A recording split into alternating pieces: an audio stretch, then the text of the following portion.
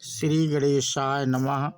मित्रों, आज इस वीडियो के माध्यम से हम बात करेंगे प्रभु श्री राम मांसाहारी थे या शाकाहारी, हिरण को क्यों मारा था।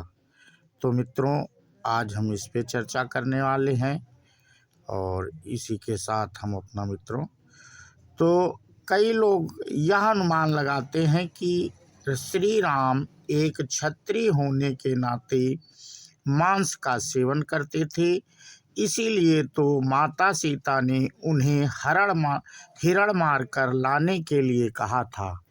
यदि वे मांसाहारी नहीं थे तो क्यों माता सीता ने हिरण की मांग की थी। कुछ लोग यह भी कहते हैं कि माता सीता ने हिरण के चमड़े की मांग की थी क्योंकि वह उस चमड़े का आसन या वस्त्र बनाना चाहती थी। क्यों माता सीता ने हिरण के चमड़े की मांग की थी और राम भगवान उसे मारने भी चले गए, जबकि धर्म तो यह नहीं सिखाता। यदि ऐसा था तो श्री राम एक मांसाहारी थे। प्रभु श्री राम, लक्ष्मण और माता सीता अपना राजपाट और राजसी वस्त्र सभी को त्याग कर वनगमन गए थे। उन्होंने सन्यासियों के वस्त्र को धारण कर लिया था। वे सभी ऋषियों के आश्रम में रहे थे। वहां उन्होंने ध्यान और तप किया था। बाद में वे दंडकारण्य में रहने लगे, फिर पंचवटी में कुटिया बनाकर रहने लगे। उन्होंने किसी मृग चर्म की कोई जरूरत नहीं थी, क्योंकि वे शुद्ध, सात्विक और तपस्वी वाला जीवन व्यतीत कर रहे थे। यही वचन उन्होंने दशरथ जी को दिया था। आपने कभी देखा है किसी कुटिया में किसी ने पशु की खाल लटकाई हो? दूसरा, भारत में मैदानी इलाकों में और दक्षिण भारत में कभी भी पशु चर्म को वस्त्र बनाने का प्रचलन नहीं रहा। पशु चर्म को कपड़े के समान प्रयोग करने का प्रचलन केवल बहुत ठंडे या बर्फीले इलाके में किया जाता था। आपने शिव जी के चित्र इसी वेशभूषा में देखा होगा, लेकिन कोई भी वैष्णवी चर्म का प्रयोग नहीं करता था। असलियत यह थी कि माता सीता ने श्री राम से हिरण को मारकर लाने के लिए नहीं कहा था, बल्कि उसे पकड़ कर लाने के लिए कहा था। सुनहरी हिरण के बच्चे को देखकर जंगल में अकेलेपन को दूर करने के लिए माता सीता ने श्री राम से उस बच्चे को पालने की इच्छा जाहिर की थी।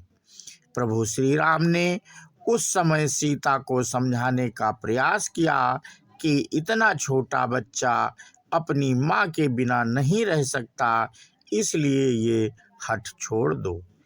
किंतु तब सीता बोली, ठीक है, जब तक इसकी माँ नहीं आती तभी तक तो इसे रख सकते हैं।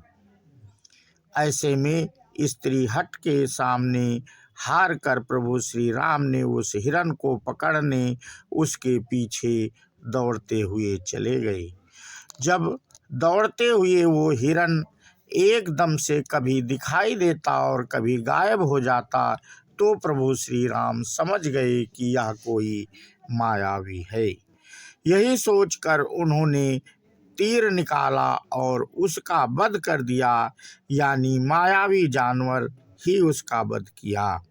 चूंकि प्रभु श्री राम विष्णु के लीला अवतार थे, इसलिए पहली नजर में उस मायावी राक्षस को देखने के बाद भी सामान्य पुरुष की भांति जब तक उसने अपनी माया नहीं दिखाई, तब तक उसे एक छोटा सा हिरण ही समझते रहे और सीता की बात मानकर उसके पीछे दौड़ पड़े।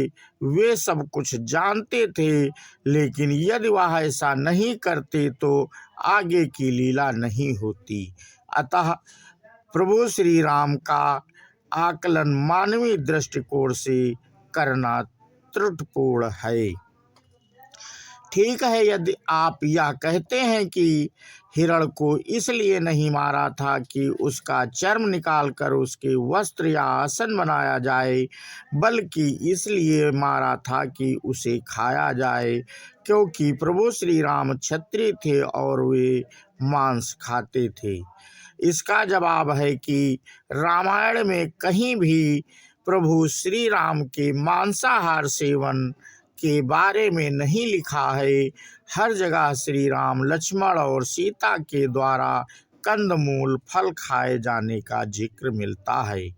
मर्यादा पुरुषोत्तम श्री राम ने वनवास पर जाते समय आहार विषय प्रतिज्ञा की थी कि वे कभी मांस का नहीं सेवन करेंगे।